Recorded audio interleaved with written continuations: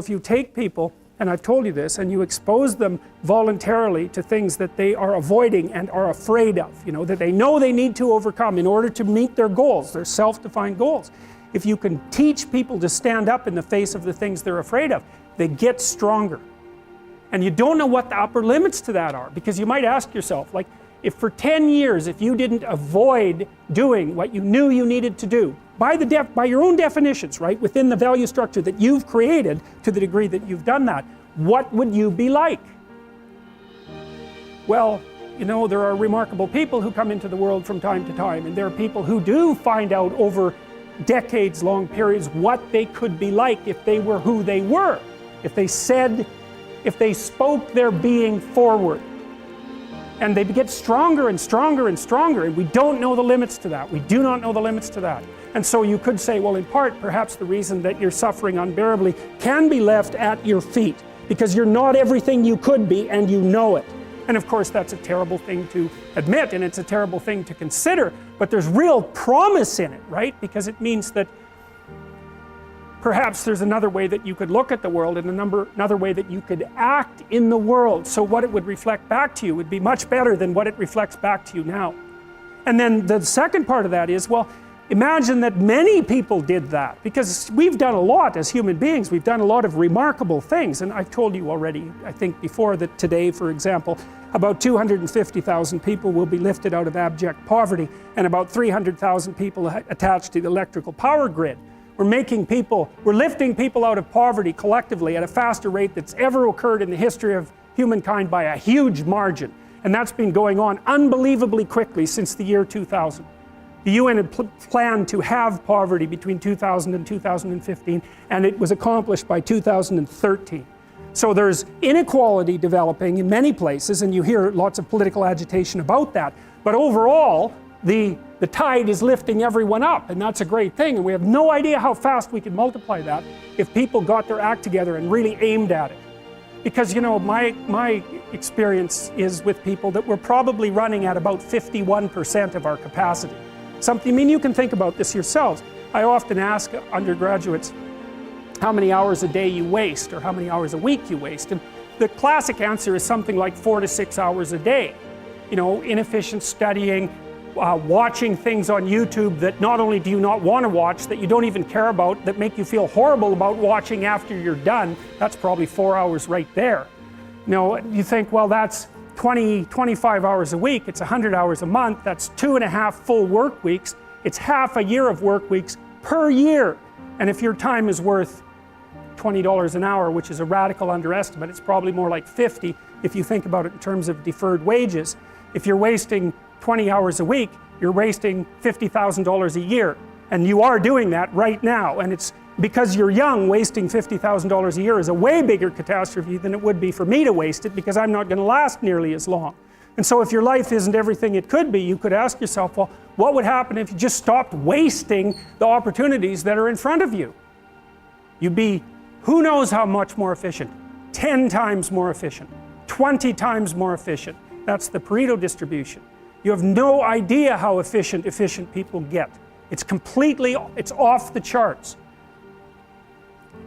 Well, and if we all got our act together collectively and stopped making things worse, because that's another thing people do all the time, not only do they not do what they should to make things better, they actively attempt to make things worse because they're spiteful or resentful or arrogant or deceitful or homicidal or genocidal, or all of those things all bundled together in an absolutely pathological package.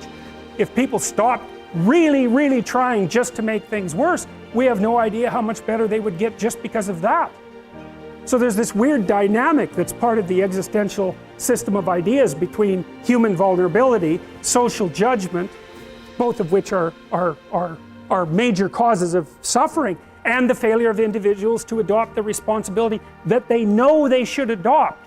And that's the thing that's interesting too, is that, like another thing I've often asked my undergraduate classes is, there's this idea that people have a conscience. And you know what the conscience is. It's this feeling or voice you have in your head just before you do something that you know is stupid, telling you that probably you shouldn't do that stupid thing. You don't have to listen to it, strangely enough. But you go ahead and do it anyways, and then, of course, exactly what the conscience told you was going to happen inevitably happens, so that you feel even stupider about it than you would if it happened by accident. Because you know, I knew this was going to happen, I got a warning it was going to happen, and I went and did it anyways. And the funny thing too is that that conscience operates within people, and we really don't understand what the hell that is. So you might say, well, what would happen if you abided by your conscience for 5 years or for 10 years? What sort of position might you be in? What sort of family might you have? What sort of relationship might you be able to forge? And you can be bloody sure that a relationship that's forged on the basis of who you actually are is going to be a lot stronger and more welcome than one that's forged on the basis of who you aren't. Now, of course, that means that the person you're with has to deal with the full force of you in all your ability and your catastrophe, and that's a very, very difficult thing to negotiate. But if you do negotiate it, well, at least you have something, you have somewhere solid to stand, and you have somewhere to live, you have a real life. And it's a great basis upon which to bring children into the world, for example, because you can have an actual relationship with them instead of torturing them half to death, which is what happens in a tremendously large minority of cases. Well, it's more than that too, because, and this is what I'll close with, and this is why I wanted to introduce Solzhenitsyn's writings to you. You see, because it isn't merely that your fate depends on whether or not you get your act together and to what degree you decide that you're going to live out your own genuine being. It isn't only your fate, it's the fate of everyone that you're networked with.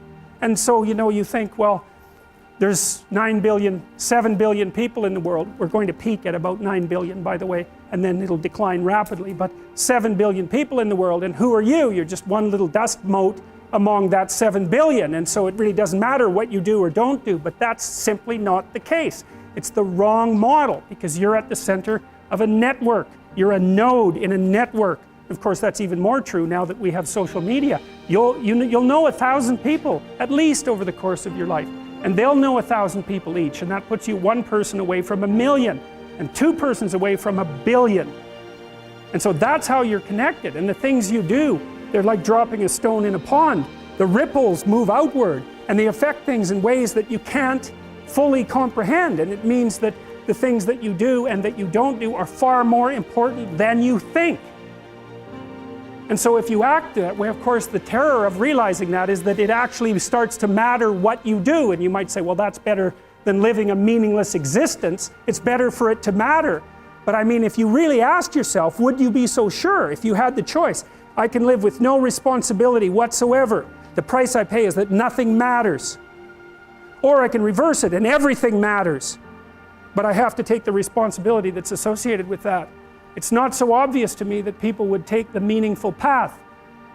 Now, when you say, well, nihilists suffer dreadfully because there's no meaning in their life and they still suffer, yeah, but the advantage is they have no responsibility. So that's the payoff, and I actually think that's the motivation. Say, well, I can't help being nihilistic. All my belief systems have collapsed. It's like, yeah, maybe. Maybe you've just allowed them to collapse because it's a hell of a lot easier than acting them out. And the price you pay is some meaningless suffering, but you can always whine about that and people will feel sorry for you, and you have the option of taking the pathway of the martyr, so that's a pretty good deal, all things considered, especially when the alternative is to bear your burden properly and to live forthrightly in the world. Well, what Solzhenitsyn figured out, and so many people in the 20th century, it's not just him, even though he's the best example, is that if you live a pathological life, you pathologize your society. And if enough people do that, then it's hell.